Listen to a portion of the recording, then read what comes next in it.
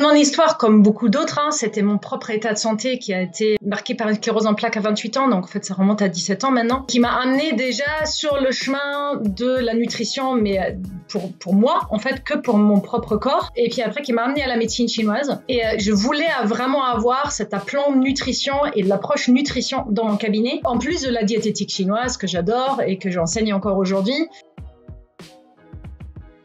Vraiment de la structure, de pouvoir répondre à des gens qui avaient des besoins très spécifiques, de pouvoir donner un cadre.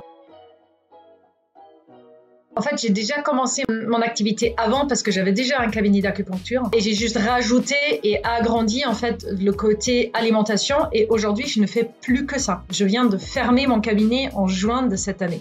J'ai plus qu'un programme en ligne dans lequel j'aide les personnes à apprendre à bien manger et à prendre soin de soi à travers de leur assiette avec le prisme de la diététique chinoise, la biochimie moderne et en fait juste le classico-classique de qu'est-ce que c'est un macronutriment et pourquoi c'est important d'en avoir dans mon assiette, quoi. Parce que c'est quelque chose que beaucoup de gens n'ont aucune conscience de ça.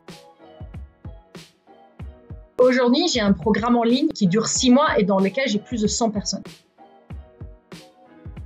Ça a vraiment pris du temps et en fait, c'est exponentiel. Juste pour le dire à tout le monde, parce qu'au début, on a l'impression que c'est hyper lent. Parce qu'une fois que le bouche à oreille est là, et très franchement, pour vous dire, aujourd'hui, je communique bien évidemment sur les réseaux. J'ai des publicités Facebook et tout ça parce que j'ai une grande structure derrière. Mais au début, ça a été que du bouche à oreille. Et quand on débute, on a ce grand avantage d'avoir du temps. Et quand on a du temps, on peut se consacrer à son client et on le fait avec tout son cœur. Et souvent, je me suis rendu compte que quand on est jeune et quand on a peu d'expérience, on s'investit beaucoup plus et du coup, on est hyper performant.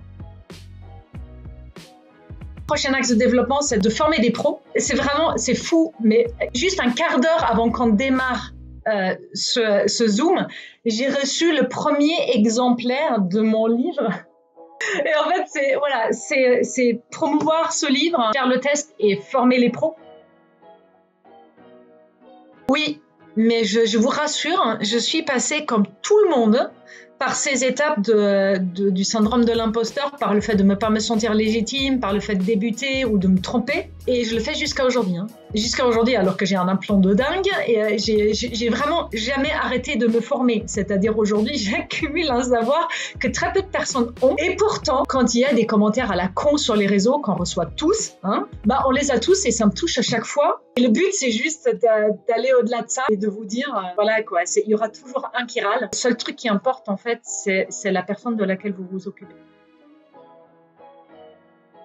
Douter, c'est bien. Avoir confiance, c'est indispensable. Et faire le premier pas. Je peux vous donner un super conseil. Alors ça marchait feu de Dieu chez moi. Si vous cherchez vos premiers clients et bêta-testeurs, mais faites ça chez les coiffeuses. Les coiffeuses, elles parlent tout le temps à leurs patients. Elles ont autant de problèmes de santé que toutes les autres personnes du monde. Mais par contre, elles échangent tout le temps. Tout le temps. Des gens qui sont en contact avec le public et où le public se confie. Et à sa coiffeuse, on se confie. Il est possible de vivre très très bien de sa passion.